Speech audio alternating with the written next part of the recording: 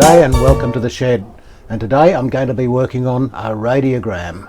Yes, I know, I've sworn off radiograms, but this one's a bit different. It's quite a recent one, that is, it was made in 1968. It's an AWA Radiola.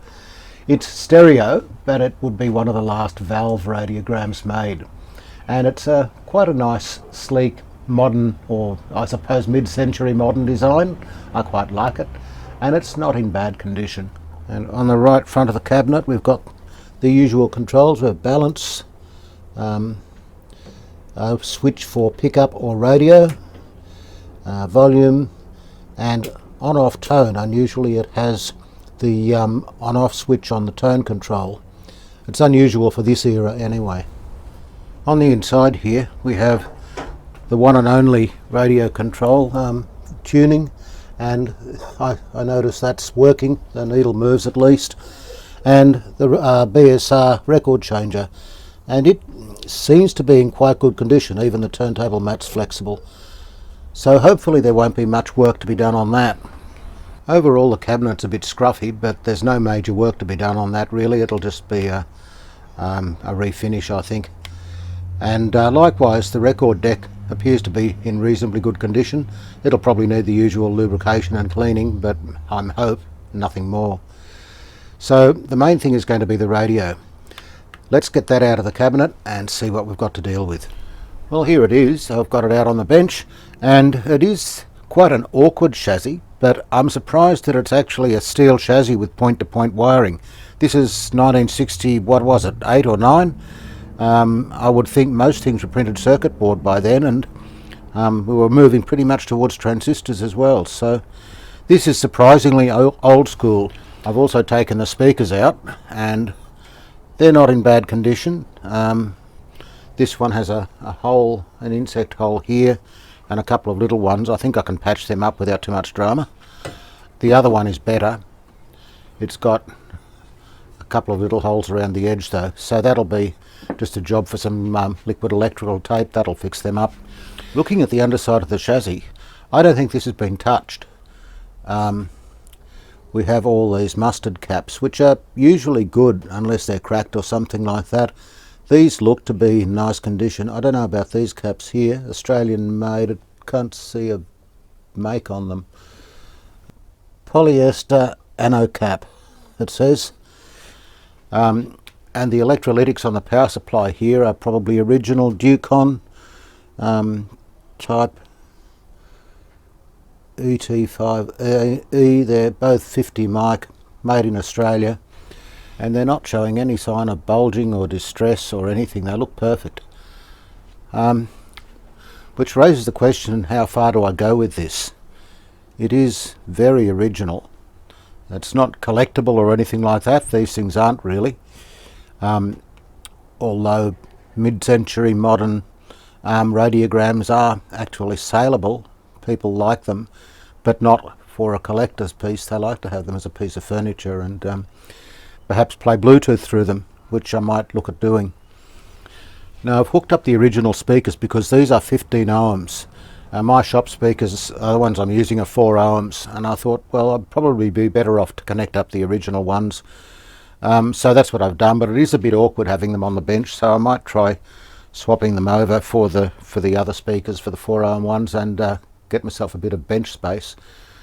So I don't see any reason why I can't fire this up and see how it goes. I've hooked up an aerial to it. It has an aerial loop attached to the back panel of the radiogram. This is the aerial side, the other side's ground. I don't know how good that would be for reception, but I've hooked it up to my aerial here. So let's give it a try. So I've got it plugged in. The original cord, by the way, is in perfect condition. Soft, pliable, undamaged. It's got a moulded plug on it. Today we have 238 volts on the mains. It's on dim bulb. Let's see what happens. We have a dial light over there on the radio. I don't know if you can see that. The heater string on this has both both sides of it going to all the valves. You don't have one side grounded, which, if I'm going to put Bluetooth on it, may pose a problem. Oh, we've got some noise here. Okay, that's volume.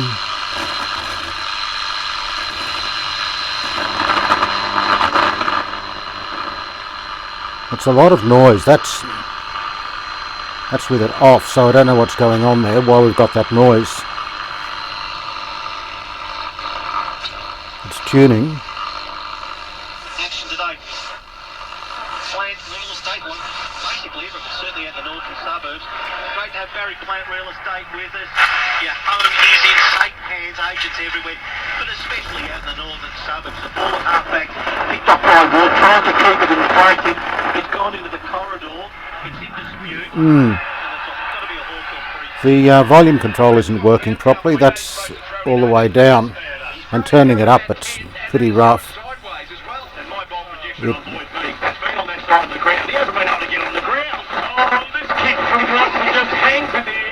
Very, very dodgy. Balance seems to work on both sides. I'll just have to go over there and listen.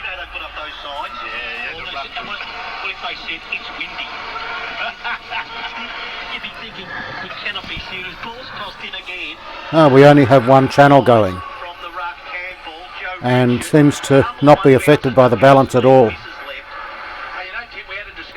I'll put that about in the middle.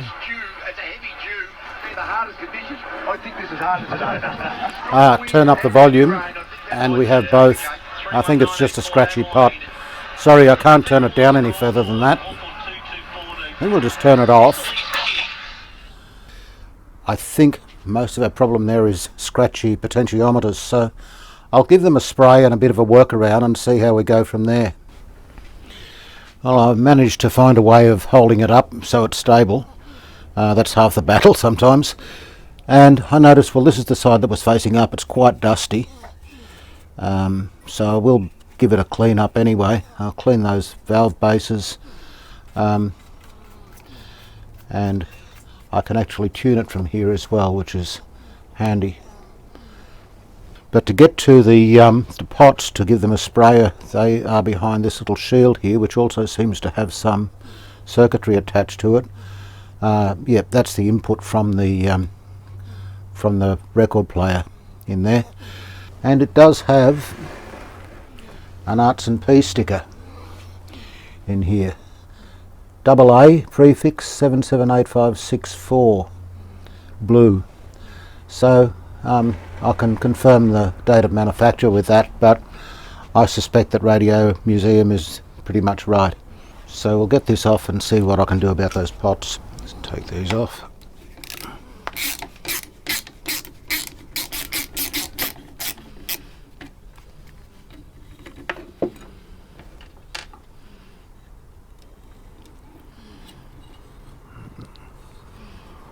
Okay, so I'll spray the switch while I'm in there as well.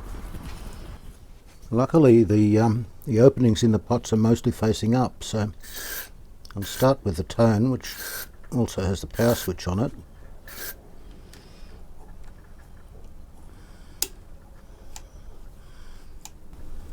Just put a drop there.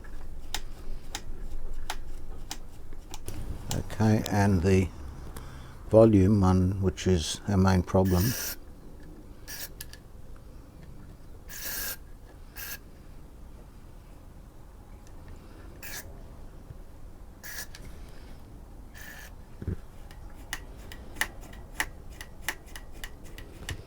And I guess the balance, I can get up in there. It probably doesn't need much anyway, it seems to be alright.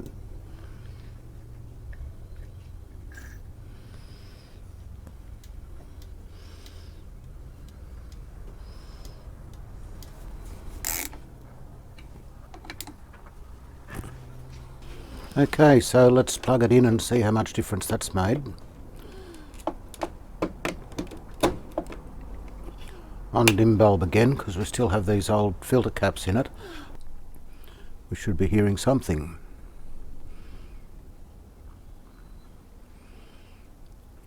And we're not. I had it switched to gram. Okay.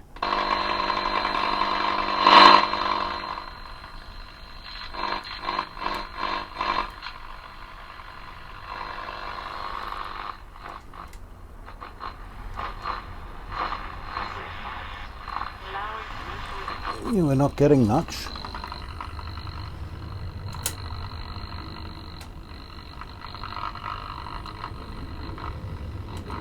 I don't know why that is. Have I lost the aerial? Ah, that's why I've lost the aerial. Okay. I'll put an aerial on it. Maybe think about bringing to it advanced people's lives, and I don't just mean buy things. Engage with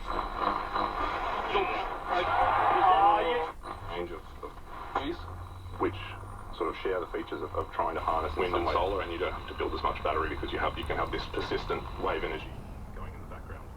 In a place like Albany, which has 18 wind turbines generating roughly 80... Yeah, so we have one channel still making some sound with the pot right down. I think it's still the pot's not quite right. To do this, we have the best resource, and we sort of have all the capabilities. And I guess the question is, I think, to look nationally at what the opportunities really are as we move towards 2050. You can argue that initially sort of the intermittent renewables... Yeah, we have this channel only. You know, obviously are going very well. At low volume. Higher and higher sort of grid penetration of the intermittent renewables. There may be considerable value in having a type of renewable energy which is more persistent and has different temporal features. And wave energy... I don't know if there's much more I can do about that. I can spray it again, or I can replace the pot, I suppose. You can envisage wave energy. I've been looking at the power supply with a view to checking some voltages, and I noticed something strange here. This doesn't quite follow the power supply. We have two 50 microcapacitors here. Looking at the schematic, okay, this is a part of the schematic. I've blown it up so I can read the values on it. So this has a 3-stage filter in it. We've got a 24 mic, 100 ohm resistor, a 10 mic, a 4.7k resistor, and a 50. Now, this looks to me as if this 100 has been deleted, as has this 10, and this one has been changed to 50. So we now have a 50 mic cap, which goes straight to a 4.7, and then the other 50. Now it says at this point we should have 235 volts, or 240 there. I think we'd be looking at 240 there, and after this we should have 160 on the second cap. So we can check that. Now it's been running on dim bulb for some time with no issues, and if I'm going to get any meaningful voltage readings I need to go on to full power. I think I'm safe in doing that, so here goes.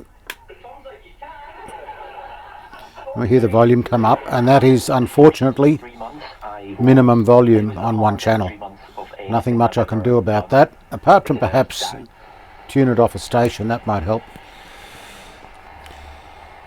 So here we have the first filter cap coming from the cathode of the rectifier, and it goes via this red wire to the start of this 4.7k resistor. So we should have 250 volts, 243. What does it say? Actually it says, I can't see the voltage there that it says. It says 240. We have 243. Come on. 244. Okay, and the other side of that, it goes to the second filter cap, which is there. And we have 166. We're supposed to have 160. So the voltages are just slightly over. The main voltage today, though, is 245 volts, so that would explain it. Now I've turned it on to gram just to keep it quiet. I don't know what to do about this volume control. It is really hot. By the time if I turn it on to radio at minimum volume, it's still quite loud. You turn the volume up just a fraction and it is really loud. So that's minimum volume, that's nothing.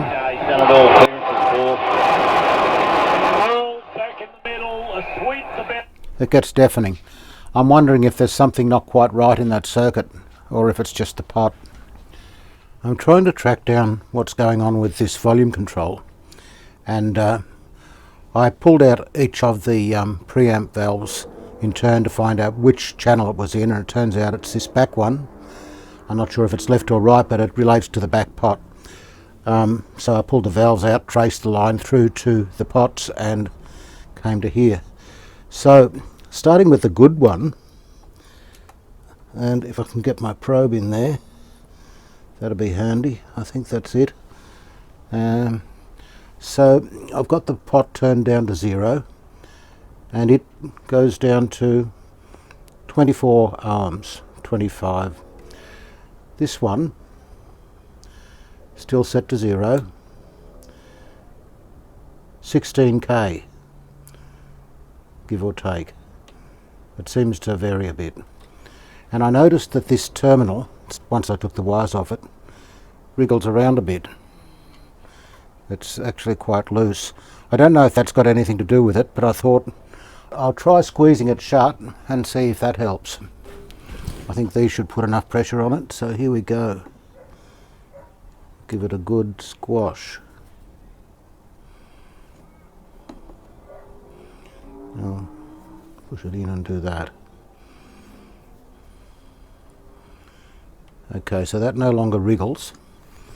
I'll see what resistance we've got. If this doesn't work, I'll have to pull the pot out and either replace it with something.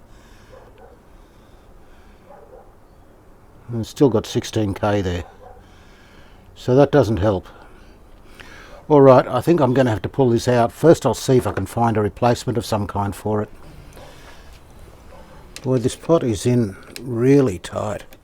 I think they've got Loctite or something on the nut. I don't know, but it needs to be wound all the way out, and I've had to clear the wiring around it to get to it. I didn't think I was going to get it out at all there for a while. I was looking at an angle grinder, but luckily I didn't have to do that. Probably wouldn't have ended well. There we go. Now I can get at the inner gang and desolder it. Well, I've got the pot out after a bit of a struggle, and I've taken off this terminal. Now there's a metallic bit there on the end of the trace, and I presume it just attaches to that. But that doesn't seem to be the problem. If I attach this to the wiper and measure, and it's down minimum, and if I measure from that pad, we're still getting 17k. So the connection to that track is not the problem. There's something else going on.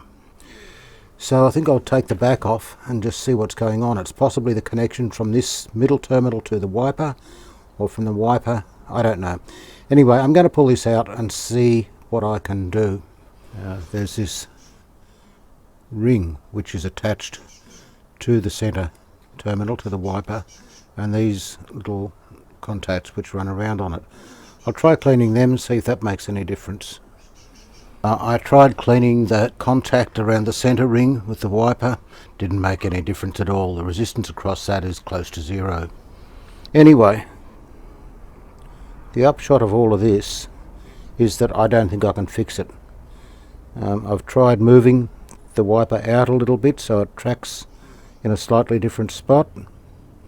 That hasn't helped at all. 17k, no matter what you do.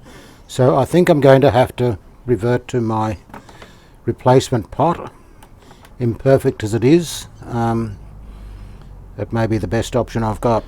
Now my other replacement pot was this 2k one, and I thought that would probably work, but it had a bit of a problem too. It had a loose contact here, so I thought I'd just give it a bit of a squeeze with the pliers, and I broke it, and I've broken the track. The actual track moves in and out there, so I can tell it's disconnected. I don't think there's anything I can do to fix that, so the next thing I have available is this, and it's a 1 meg. So we're replacing a 3 meg pot with a 1 meg. I really don't know if that will work. I have asked a few mates to see if I can come up with a 3 meg pot. Maybe someone will have one. But at this stage I'm going to put in the 1 meg and just see what happens. The pot is fed basically from the second IF with this tapping here. Actually, it doesn't use this full second coil down to the diode. This will be the detector diode, that one will be the AVC. So basically it comes down here through this capacitor here to the switch back to here. So basically the output voltage is dropped across the pot and this resistor here, which is only 100 ohms. It's isolated, there's no DC on the pot at all, so I don't think it'll cook anything, but I'm just wondering if it will develop enough voltage across it to give us a reasonable output. We will see. I'll put it in and see what happens. If it doesn't work, I guess I'll hold out for a 3 meg pot or a 2 meg even. It's back in, I've got the cover on. I don't think anything's shorting or anything. Well, actually I can see a wire in there that does look a little bit dodgy. I'll just move that out of the way. I think that's all good. Okay, so it's on dim bulb. I'll put some power on it and just see how it goes. Waiting while it warms up. +7 and ground ball gets inside 50s +7 for the pies, tackles plus. Okay, so it turns all the way down. Roof in this one, gents. Both teams over 2. 2.2 for Collingwood and 2 for Fremantle. That's considered elite. But it sounds quite distorted once you get up Dominant. to 16 to 8, so past medium volume. Now it is on dim bulb, so I'll try going on to full power, and I can just hear it. Inside 50s. Josh Dangles on 8. And Okay, that's not good. Okay, so the 1 meg is not going to do it for us. I could put another meg resistor in series with it, I guess. That might be an option. See if that helps it, but that sounds like it's oscillating, so not good. Okay, I've tacked in a couple of 1 meg resistors in series with the pot. These just go into the wire where it comes out of the switch, so it's just in series with the top of the pot. I'll see if that makes any difference. Just put it back together quickly. Alright, so I'll plug it in, turn it on and see what we get. I'll leave it on dim bulb for the moment. It seems to work just fine like that. So the bulb's lighting up a little bit there now. We should have sound any minute. Well, that sounds alright. not really getting touches at the moment. Quainer up to the wing, well fisted on by Lockie Schultz, gathered by Clark. He did really well, found some space. Well, I think that might be okay, at least for now. If I can get a 3 meg pot, I'll certainly put it in there. Actually, what I didn't do then is put it off dim bulb and see how it goes on full power.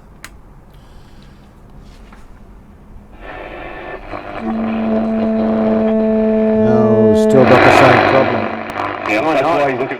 He's feeling the.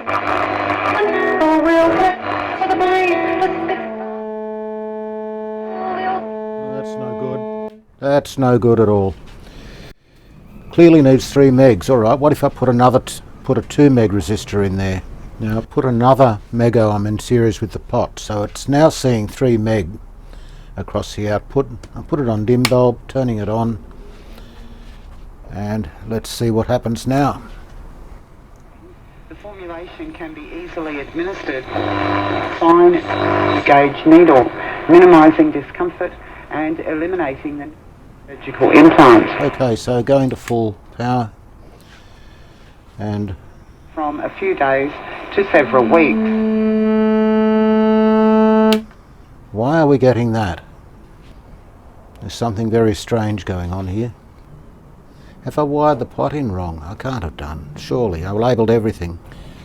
Well, I may have found the cause here. This radio, like many others, has a feedback loop from the secondary of the output transformer back into the bottom of the pot.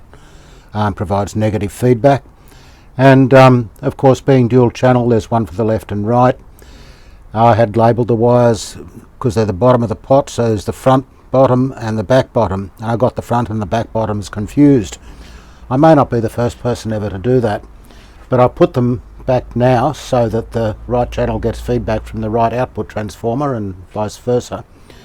So I'll turn it on and just see if we do any better now. I'll put the knob back on. Okay, I've got a knob on it. Here we go. Put it on dim bulb first, I guess. A little bit of volume. If there was this change, the temperature would increase in Ecuador just because lower cloud cover. Okay. The Atlantic to South America, it would be blowing in the opposite direction. Well, I think we've solved our problem. It was just my sheer stupidity getting the feedback lines crossed up. So now I guess I'll just see if we really need those 1 meg resistors in series with the pot, or whether it'll work without them. By the way, I believe I'm getting a 3 meg pot, so I'm not going to take the labels off this. I will persevere with it until I get my 3 meg pot. Baz from Teco Baz 55 has got one in stock and he's sending it to me. So good on you, Baz. Thanks very much for that. Much appreciated. A few other things to check out now. I haven't even looked at changing any capacitors, and I do want to check out those filter caps on the power supply. They look fine. The radio's working fine. There's no hum.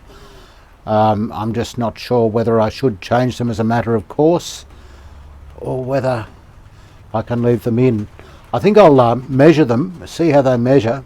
If they look really good, then I might leave them. If they're off value, possibly leaky, then I will change them. So I'll just discharge them before I mess with them, and then I'll lift them, and that'll do. I'll lift them and see what they've got on them. So I've lifted the first one. I'll just take the discharge lead off it now and attach it to my little capacitor tester.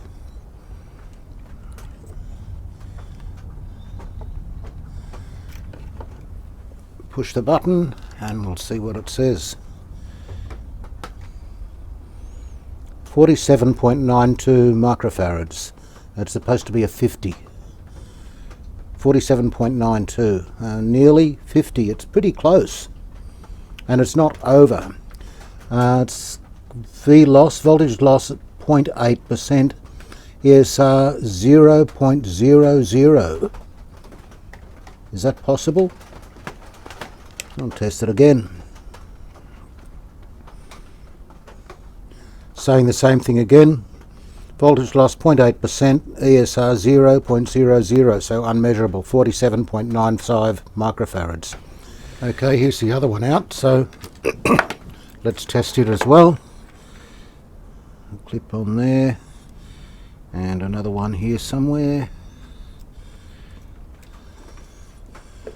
That'll do.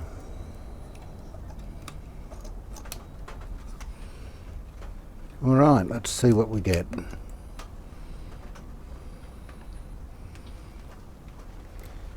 56.23 microfarads. ESR still showing 0. It's not giving a V-loss reading. I'll 56.06. And both within tolerance. This one being slightly higher value. So what do I do? I'm rather inclined to just put them back in.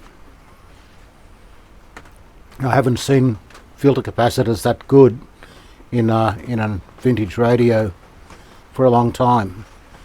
I have no way of testing them for leakage, but the voltages are all a little bit above what they are specified, so we're not losing much there. Now all the other capacitors are these plastic types. Anna Cap is the brand on most of them. The others are these Phillips mustard caps. None of them are cracked, none look damaged. In particular, the grid coupling caps for the output valves are these little black ones here. That isn't a grid couple, but that one is, and the other one is down here. AEE type plastic caps, and I'm pretty confident that they're fine. I also checked the voltage on the grids, and it was as specified as minus 0.2 volts or something like that. So I put those capacitors back in, and I thought, while I'm waiting for my 3 meg pot to arrive, I'll just patch up the little insect holes in the speakers. Well, one of them's not so little, using, as usual, quality Tipton's tea bags for the repair material. So we have a very small hole here, but there's a similar size hole in the other speaker, and the liquid electrical tape didn't quite bridge it, so I'm going to use just a tiny piece of tea bag, this one here, to help cover it. I'll just put a dab there. That looks like it's bridging the hole, but what happened with the other one was that it didn't. It formed a hole again. So I'll just put a little bit on top of that. Get rid of that dribble. I'll try not to do that, but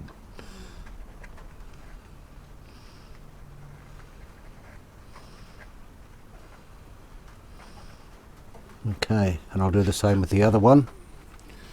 This one has quite a big hole in it here, so I'll just put some electrical tape around it, either side. Just want to make sure that I haven't got any leaky bits. Just make sure that's well onto the surround there.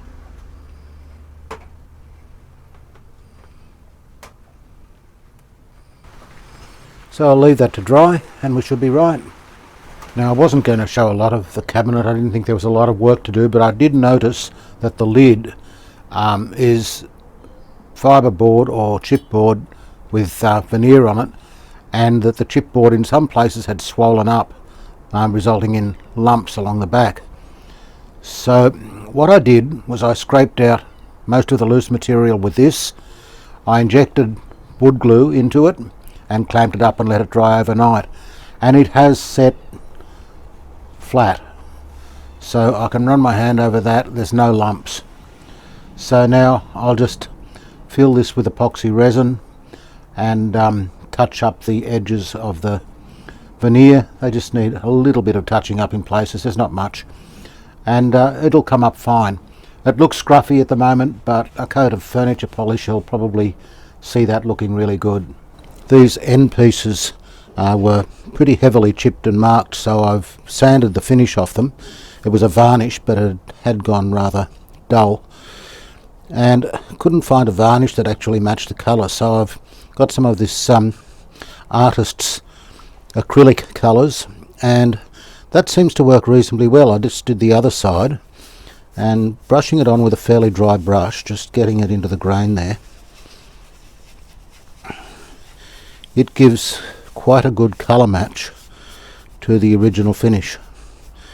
So the idea is just brush it on with a dry brush, get it into the grain, and then brush it until the grain or the timber colour just starts to show through. A little bit there.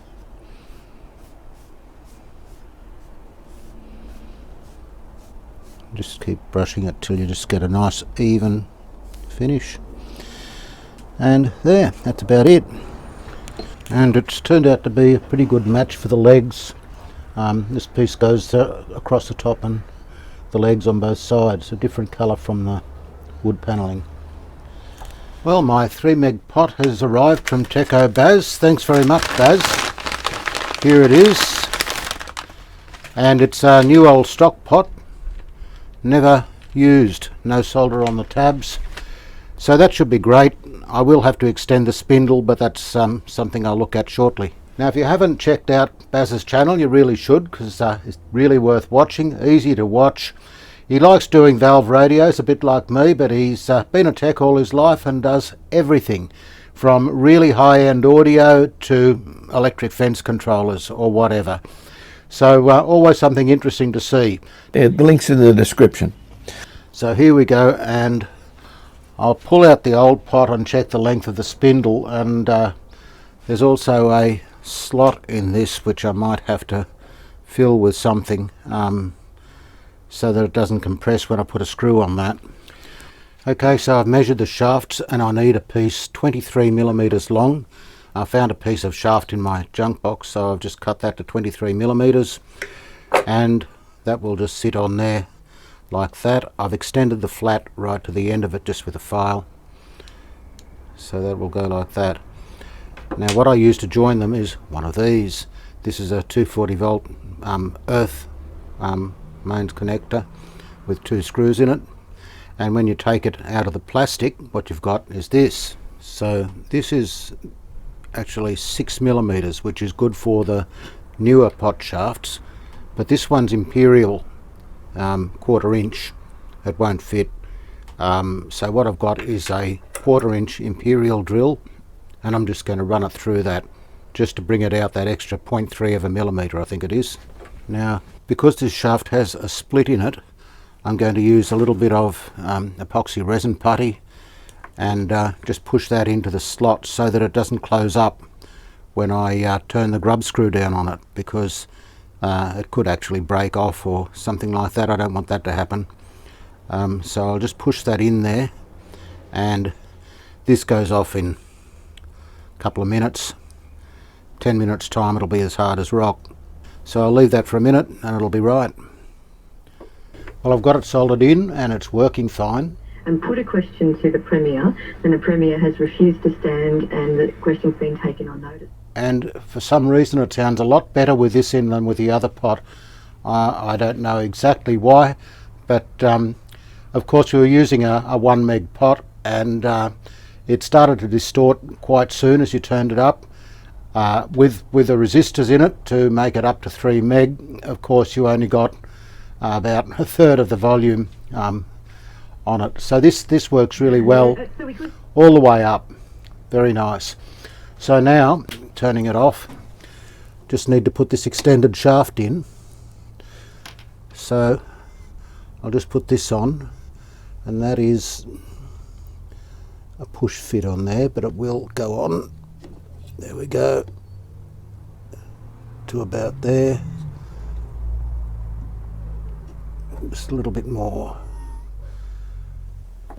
And I'll put a screw in there. These screws do stick out quite a long way. I'll have to make sure that they clear everything. And this will go in here. Again, a tight push fit, but it goes in. Come on, in you go. There we go, it's in. Very tightly.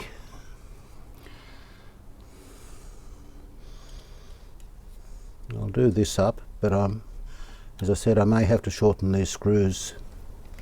Now I'll just make sure that they don't touch anything as it rotates. It comes close to that tag strip.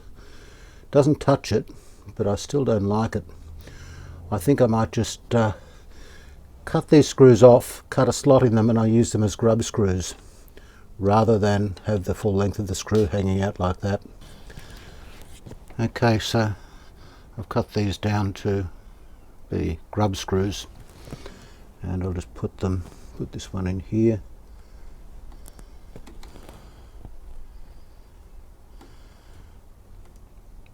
Give it a good tighten. After some thought, I did end up replacing the 2 filter capacitors. I've also replaced a couple of other caps. Up here I replaced the 2 grid coupling capacitors for the output valves, and a couple in the tone control circuit. I was chasing a fault where it just sounded rather muddy in one channel. I replaced the caps feeding the tone control, and it seems to have come good. I'm not 100% sure what that was all about. I just went through the circuit and looked at what might be the problem and replaced some caps, and a couple of resistors as well, a couple of 100 ohm resistors on the tone pot, and one other one I think that measured out of spec. But that's just about it. I don't plan to give it an alignment because I don't see any reason why the alignment would have drifted, and it's performing very well. Now I am planning to fit Bluetooth to this, and there's one thing remaining to be done if I'm going to do that, and that is the 6.3 volt heater supply. I'll be using that to power the Bluetooth board, and the Bluetooth board requires one side of that to be grounded. This is not. Now this is where it is here. Here's the two sides of the heater string, the yellow and white wires, and here's ground in the middle. These each have a 100 ohm resistor to ground, but neither side is grounded. So I'm going to have to change that if I'm going to successfully fit Bluetooth to it, at least using this board. It's one of Manuel's boards, and I'll put a link in the description to his channel, a video where he shows how to use them. Now the white wire goes to the screw side of the globes. The yellow wire goes to the pointy end of the globes, I suppose, whatever the contact on the end. So I think it's safer to have the white one grounded. As for the heater filaments, I don't think it matters which side you ground. Hopefully it won't make any difference, but I can't see how it would, but you never know. The way I'm going to do this is pretty simple. I'm just going to solder this wire to the ground and bridge it across that resistor. I'll leave the resistor in place in case I need to put it back, in case it goes bang. Heating that ground tab is going to take a bit. I'll see how we go. I'm struggling to get it hot enough.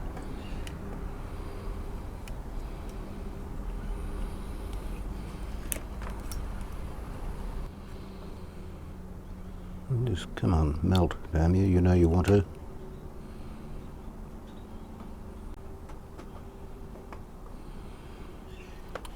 And I'll use this black wire that I used to bridge it as the ground wire for the Bluetooth board.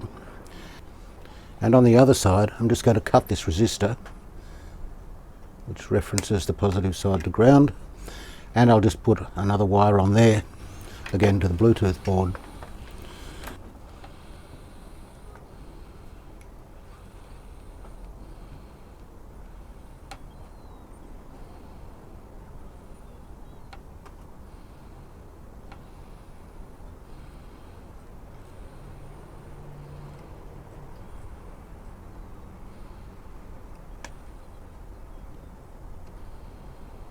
That should be okay. And I'll just trim this bit of wire here, and we should be good. Now I guess the nervous moment is when I turn it on and see if it still works. So here we go, on dim bulb. I think the switch is on, yes. See what happens. Nothing alarming there yet, just watching it. The dial light's on, so the 6.3 volts is working.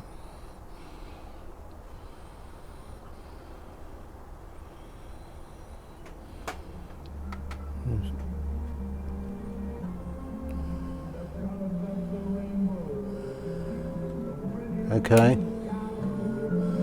And you have got something that could be music there. Better turn that down before I get a copyright strike. But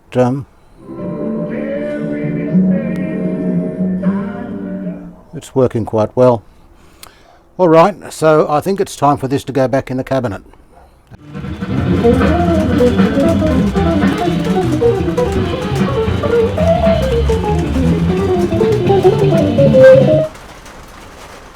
Well, there we go, back in its cabinet. That's not to say it's finished though. There's still the record deck to do, and I probably will fit Bluetooth to this one. Well, I'm going to leave the video here at this stage. I had hoped to do this all in one video, but that's not going to happen. We ran into a few problems on the way, and it all takes time. So I'll be back in a couple of weeks with the next one. We'll do the record deck, whatever that needs, and fit Bluetooth to it, and then I think it'll be a really nice little unit. So I hope you've enjoyed this. Thanks for watching. We'll catch you next time. Bye for now. Thank you.